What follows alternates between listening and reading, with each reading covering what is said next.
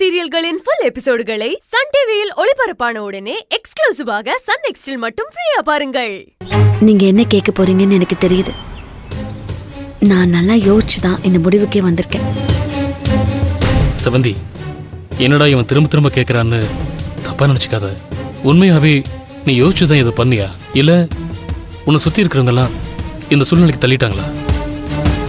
என்னம்மா நடக்குது? போன தடவை பேசினப்பதான் கண்டிப்பா குழந்தை தரமாட்டேன்னு சொன்னேன். அதுக்கு நடுவில் என்னமா நடந்துச்சு?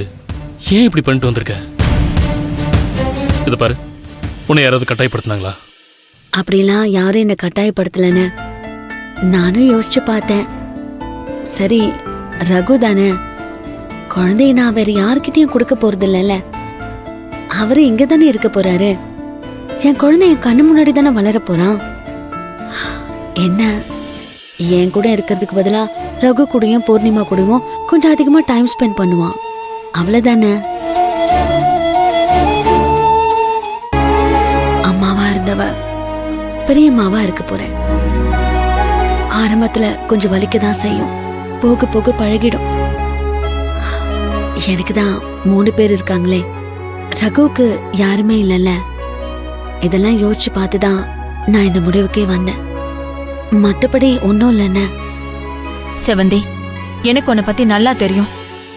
நீ இப்படி ஒரு முடிவு எடுத்திருக்கனா கண்டிப்பா நீ யோசிச்சுதான் எடுத்திருப்ப.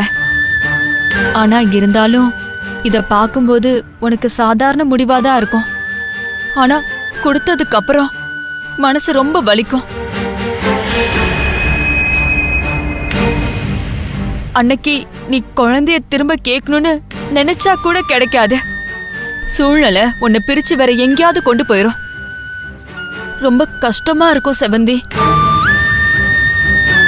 திலகா சொன்ன மாதிரி குழந்தை வளர்க்கறதுக்கு பணம் இல்ல, ரொம்ப கஷ்டத்துல இருக்கும். அப்படிங்கிற சூழ்நிலையில குழந்தைய தத்து கொடுத்தா கூட சரி, ஏதோ வறுமைக்கு குழந்தைய கொடுத்தோன்னு இருக்கும்.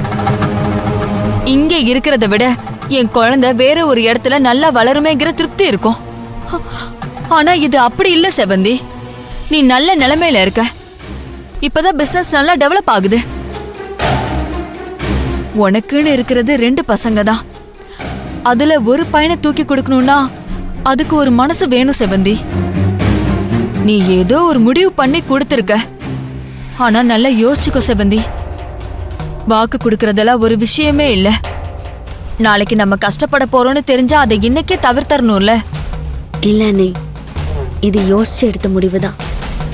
இதுல எந்த மாற்றமும் இல்ல. இந்த ஒரு முடிவுனால நான் ஒருத்தி தான் கஷ்டப்படுவேன்.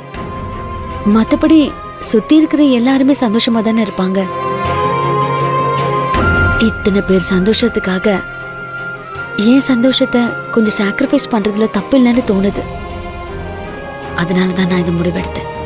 சிவந்தி, குழந்தை இல்லாம இருக்கிறது எவ்வளவு கஷ்டம்னு எங்களுக்கு நல்லா தெரியும்.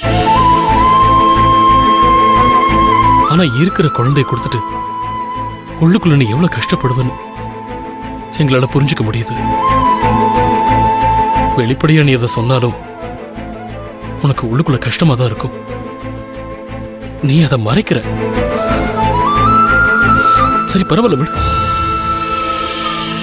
ஆனா ஒண்ணு, திடீர்னு உனக்கு மனசு மாறி ஒருவேளை குழந்தைய கொடுக்க வேண்டான்னு தோணுச்சுன்னா, அத உனக்கு சொல்றதுக்கு தயக்கமா இருந்துச்சுன்னா என்கிட்ட வந்து சொல்லு. நான் அவங்க கிட்ட பேசிடுறேன்.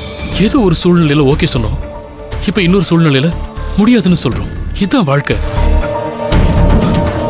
சரியா? சரிண்ணா, அப்படி ஏதாவது ஒரு தெய்வம் இருந்தா நான் உங்ககிட்ட கண்டிப்பா சொல்றேன். எனக்கு கொஞ்சம் வேலை இருக்கு. செவந்தி, என்னங்க உங்க தங்கச்சி இப்படி பண்ணிட்டு வந்து நிக்குது? எப்ப பார்த்தாலும் அடுத்தவங்க நல்லதுன்னு யோசிச்சா எப்படிங்க?